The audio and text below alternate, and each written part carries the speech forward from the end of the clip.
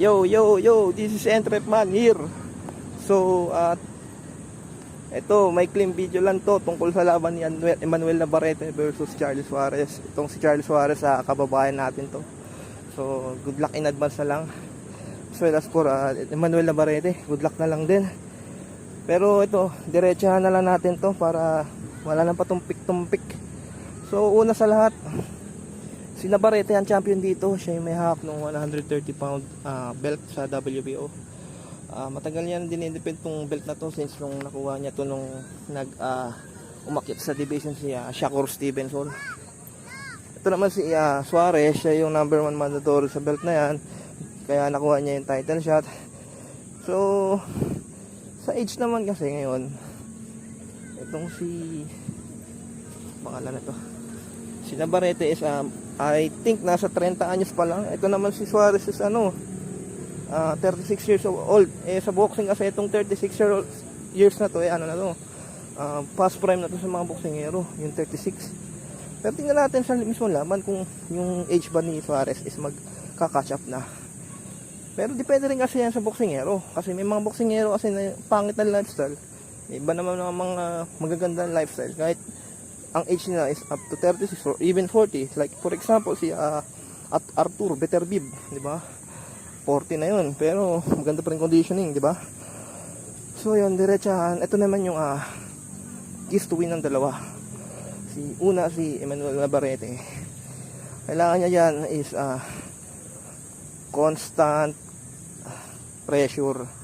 Alam naman natin si Navarrete, matindi man pressure sa mga boksingero, sa mga kalaban niya. Kaya karamihan sa mga natatalo niya, nananockout niya or tinitigil ng referee. So yun, una, constant pressure. Para si Suarez, kailangan siyang maipit dyan ni Navarrete. Kasi pag lalong pinipressure ni Navarrete si Suarez, is the more na kailangan magtrabaho ni Suarez. Yun yung nagiging benefits kapag ang isang boxingero is a pressure boxer. They make their opponents work more. Kaya mangyayari dyan, hindi lang physically mapapagod si Suarez, baka sa utak mapagod din yan dahil sa pressure na ginagawa ni Navarrete. So pangalawa, constant work rate. Alam naman natin si Navarrete is mataas ang punch output niyan sa bawat laban niya. Umabot nga ng 1,000 mahigit yung ginabatong suntok niyan. Pero yung naman ng mga suntok niya, hindi naman kataasan, hindi yung accuracy. Pero big help din yun sa bawat boksingero, sa bawat laban. Pag mataas yung punch output niyan, is maganda sa mata ng mga mga judge. So yun, kailangan lang i-outwork ni Navarrete si Suarez pagdating sa work rate, which is makakatulong sa kanya kahit umabot ang decision na manalo siya sa laban. So pangalawa yun, yung constant work rate.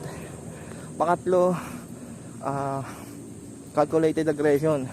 Napaka-aggressive na Navarrete, pero dapat sa laban na to maging kalkulado yung maging aggression niya. Hindi dapat siya maging over-aggressive, hindi siya mag-overcommit, hindi siya dapat mag-overconfident. Kailangan, pag naging aggressive siya, kailangan kalkulado yung mga magiging approach siya kay Suarez. Kasi alam naman natin ito si Suarez, magaling din na counter puncher to. Kaya kailangan ni Navarrete dito magiging kalkulado sa maging pasok niya, bawat pasok niya sa pagdikit niya kay Suarez. Kasi kung sa bawat pagkakataon masasaktan ni Navarrete si Suarez at pumasok siya ng alanganin kay Suarez, possible siya ma-counter ni Suarez at doon pa siya masilat ni Suarez, magbabaliktad ba yung laban. So kailangan talaga dito ni Navarrete maging kalkulado, maging matalino sa pagpasok kay Suarez. Kung masasaktan niya man yan, kailangan maging matalino siya.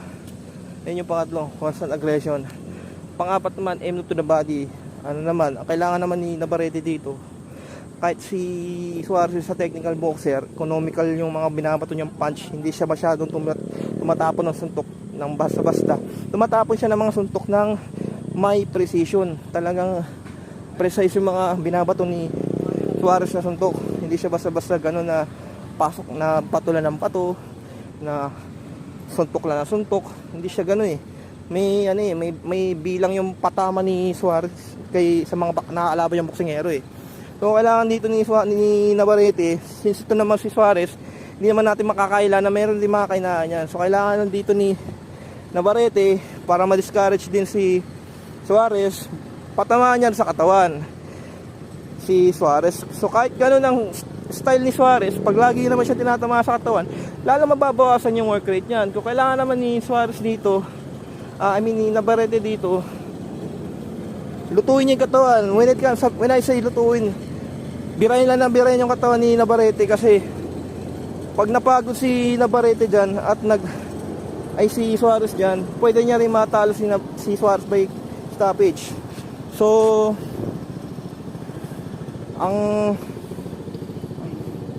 yun yung pang-apat na kailangan ni gawin ni Navarrete. So ito naman yung pangatlo, yung kay Suarez. Sorry. Keys to win ni Suarez. Jab. Importante yung jab. JAB hindi yung JAV as in Victor. Hindi, ibang ano na yun, naman jab na yun. Sorry guys.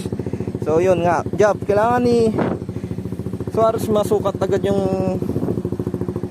ni Suarez yung distansya niya kay Navarrete. Alam naman natin na yung distansya, yung reach ni Navarrete at ni Suarez, hindi man nagkakalayo yan. Pero kailangan ni Suarez dito, early rounds parang masukat na niya yung distansya niya kay Navarrete. So doon niya na mapapasok na maganda si Navarrete ng mga counter punch niya kapag sukat na niya yung distansya. Kasi may nakita na tayong mga magagaling na boxingero tulad ni na Inoue, Bivol, sino pa ba sino pa ba yung mga ibang boxingero, Caleb Plant yan. Kailangan ni Suarez dito ng maayos na sukat sa kalaban, lalo kay Navarrete na napaka-awkward na boksingero. Kailangan ni Suarez dito sukat niya si Navarrete throughout the fight. At kahit madikita siya ni Navarrete, kailangan maging consistent siya doon sa sukat. Importante yun. So yun yung una kay Suarez, jab. Pangalawa, counter punching. Pero hindi basta-basta counter punching. Ang kailangan dito ni Suarez, consistent siya sa counter punching. Kasi sa laban naman ni Navarrete, madalas naman natin siya nakikita na laging bukas yung depensa siya. Si Navarrete hindi siya defensive boxer, aggressive boxer siya. So kailangan ang pinaka magiging sandata ni Navarrete, ni Suarez dito kay Navarrete, counter punching. Since masagwa nga yung depensa ni Navarrete, kailangan ni Suarez dito is counter punching lang kay Navarrete.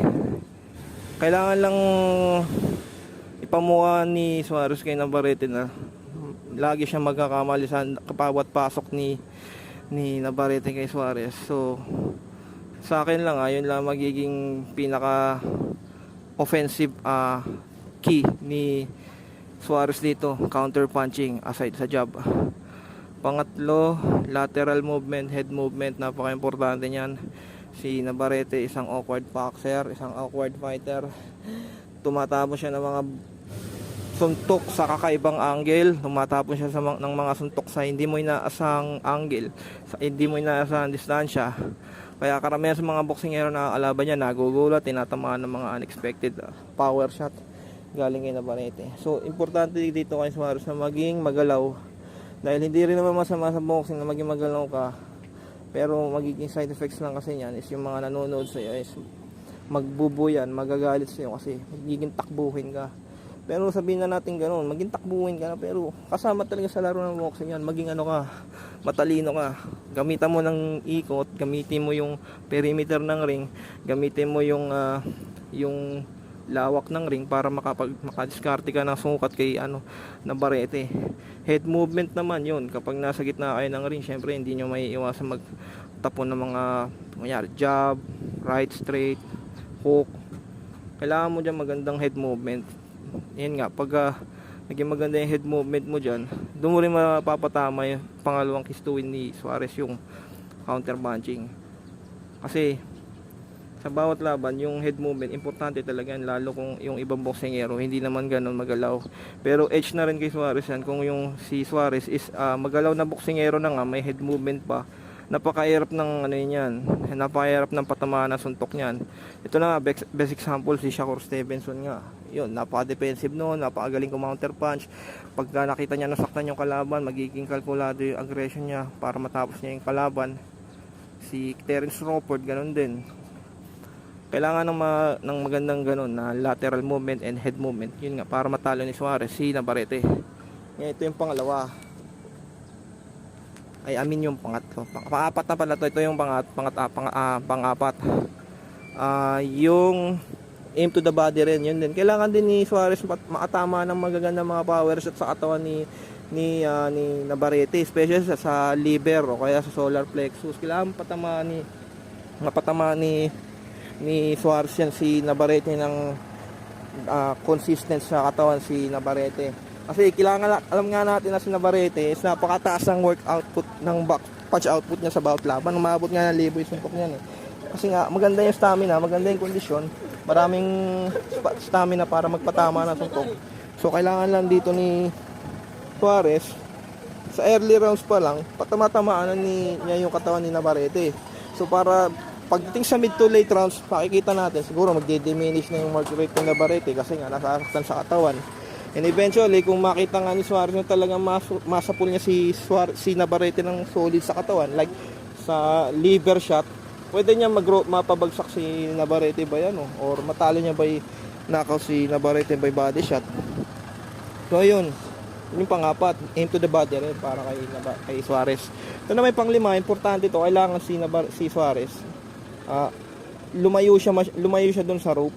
Pagka nakikita siyang, kapag masaktan siya ni Navarrete sa isang power shot, hindi matamaan siya ng solid at biglang yun nga makakachempo na si Navarrete ng pasok sa kanya, as much as possible kailangan umiwas si Suarez dun sa ropes, which is dito papasok yung third kiss to win for sa kanya, yung lateral movement. Kailangan gamitin niya yung ring para makaiwas siya dun sa pagkaipit niya sa lubid dun sa ropes. Kailangan niya yun.